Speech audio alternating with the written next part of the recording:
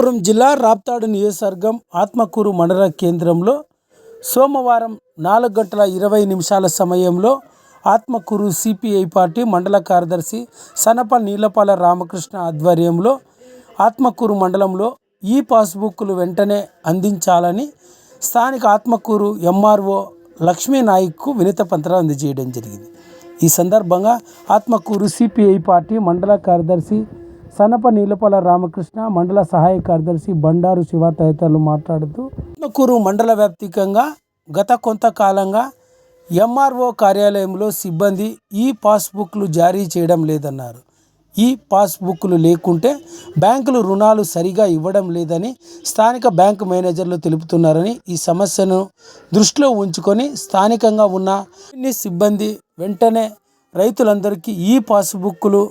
అందించాలని, ఈ సమస్యను పరిష్కరించాలని ఎంఆర్ఓ దృష్టికి తీసుకుపోవడం జరిగిందని, ఈ సమస్యను పరిష్కరించుకుంటే స్థానికంగా ఉన్న రైతులను కలుపుకొని ఆందోళన చేపడతామని ఆత్మకూరు సిపిఐ పార్టీ మండల కార్యదర్శి సనప నీలపాల రామకృష్ణ,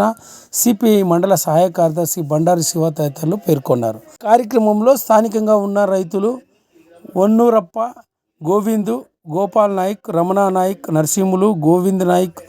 ఇతర సిపిఐ నేతలు, రైతు సంఘం నేతలు ఈ కార్యక్రమంలో పాల్గొని